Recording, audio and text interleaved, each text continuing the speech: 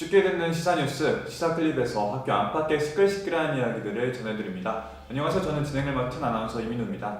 오늘은 저희가 언택트가 우리 대학과 사회 전체에 가져온 영향에 대해서 이야기를 나눠볼 건데요. 본격적으로 시작하기에 앞서 저와 함께 해주실 기자 두 분 소개해드리겠습니다. 네, 안녕하세요. KBS 김경민 기자입니다. 네, 안녕하세요. KBS 황지원 기자입니다. 그렇다면 우선 언택트가 정확히 무엇인지부터 알아야 할 것 같은데요. 언택트가 정확히 무엇인가요? 네, 언택트라는 것은 접촉을 뜻하는 컨택트의 반대 의미를 가진 신조어입니다. 이게 부정의 의미를 가지는 언이 붙어서 비대면이라는 뜻을 가지고 있는데요. 트렌드 코리아 2018에 처음 등장하면서 사람들의 주목을 받게 됐습니다. 2018년에 등장했다는 것은 코로나 때문에 발생한 개념과 용어는 아니라는 건데, 그렇다면 코로나 이전과 이후의 언택트에는 차이가 있을까요? 네, 한국지역정보개발원 김영미 이사장님께서는 정보화 시대가 도래하던 초기와 1990년대 초기에 이미 재택근무에 대한 개념이 나오긴 했지만 그 당시에는 아직까지 사무실 근무에 대한 선호도가 더 높았다고 해요. 그 이후에도 원격 근무에 대한 가능성이 제기되긴 했지만 아직까지는 상용화되진 않았다고 합니다. 네, 근데 이번 코로나 바이러스로 인해서 많은 사람들이 비대면 상황을 맞이하게 됐고 온라인 수업, 화상회의 등의 이런 플랫폼들에 대해서 좀 장점이 많이 부각이 됐다고 합니다. 그리고 그 진행 과정에서 드러나는 문제점도 빠르게 해결해 나갔고요. 그래서 앞으로 사회 패러다임의 전환에 이 언택트가 큰 영향을 끼칠 것이라고 예상이 됩니다. 네, 그렇다면 코로나 이후의 언택트 사회에서 대학 생활에서 달라진 점은 무엇이 있을까요?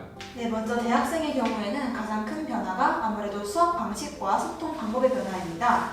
기존의 대면 출석 수업에서 실시간 온라인 강의나 온라인 녹화 강의를 통해서 수업 방식이 크게 바뀌었고 학생과 교수자 사이에 원활한 소통이 이루어지고 있습니다. 네, 그렇다면 김경민 기자 같은 경우는 이제 코로나 이전과 이후에 대학 생활을 모두 경험해 보셨잖아요. 혹시 이런 차이, 변화를 느낀 점이 있나요? 아무래도 우리 학교 같은 경우에는 동아리가 정말 재밌는 활동이 많거든요. 태권도라든지 방송국이라든지 여러 다양한 활동들이 있는데 이런 것들이 온라인 화상 채팅, 온라인 화상 회의, 모임으로 좀 획일화가 되다 보니까 아무래도 그런 다채로운 재미가 많이 사그라들지 않았나 싶고요. 또한 아무래도 밖에 나갈 필요가 없고 집 안에서 모든 활동들이 이루어지다 보니까 적극적인 태도 같은 게 많이 줄어든 것 같습니다. 언택트 사회로의 변화는 이제 채용과 취업 시장에도 많은 변화를 가져왔는데요. 구체적으로 어떤 변화가 있었을까요? 네, 우선 채용 박람회에 큰 변화가 생겼습니다. 지난달 31일 우리 학교는 온라인으로 채용 박람회를 개최하는데요. 실시간 채용 설명회, 그리고 화상 상담 서비스, 마지막으로 상담 게시판까지 운영하고 있습니다. 또 이 많은 기업들이 신입 채용 과정에서 온라인 취업과 화상 면접을 도입을 했습니다. 리크루터의 설문조사에 따르면 언택트 채용 전형을 도입한 기업이 상반기보다 하반기에 약 13%가 늘었고요. 그 기업 중에서 약 71%가 코로나가 안정돼도 언택트 채용을 계속해서 이용하겠다고 밝혔습니다. 언택트 사회의 또 다른 변화, 바로 대학 입시에서도 찾아볼 수 있는데요. 많은 학교에서 이제 대입 수시 전형이 언택트 방향으로 전환이 된다고 합니다. 구체적으로 어떤 변화가 있나요? 이미 많은 대학들이 코로나19의 집단 감염 사태를 우려하여 면접, 실기, 논술 등과 같은 일정을 연기하거나 확대했습니다. 수시 면접 같은 경우에는 많은 대학들이 비대면 면접 방식을 채택하였습니다. 네, 그리고 아무래도 자신이 지원하는 학교로 직접 가지 않아도 면접을 볼 수 있기 때문에 뭔가 그런 부분에서 긍정적인 부분이라든지 체력적인 부분에서 좀 더 편리해질 것으로 예상되기도 합니다. 그렇지만 온라인 녹화 면접 같은 경우에는 일정 부분의 결격 사유만 해당하지 않으면 모두가 만점을 받기 때문에 아무래도 교과 전형에 대한 비중이 더 커질 것이라는 우려가 있습니다. 그렇다면 이제 다음 이야기, 언택트 사회에서 우리가 해결해야 될 과제 무엇이 있을까요? 아무래도 플랫폼 노동자의 권리에 대한 이야기를 빼놓을 수 없다고 생각합니다.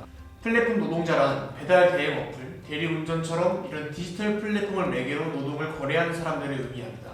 아무래도 언택트 사회로 진입을 하다 보니 이러한 노동 형식을 취하는 사람들이 많아졌는데요. 하지만 이 플랫폼 노동자들은 근로기준법상 근로자로 분류되지 않습니다. 그래서 사대 보험이라든지 최저임금과 같은 사회 제도의 보호를 받기 어려울 수 있는데요.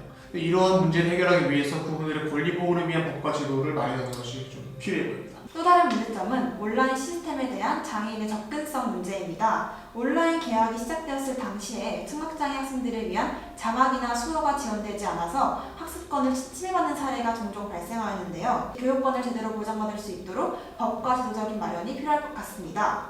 뿐만 아니라 온라인 시스템에 익숙하지 않은 노인분들이 디지털 소외 현상을 않도록 모든 사람들의 접근성을 보장해주는 것이 필요할 것 같습니다.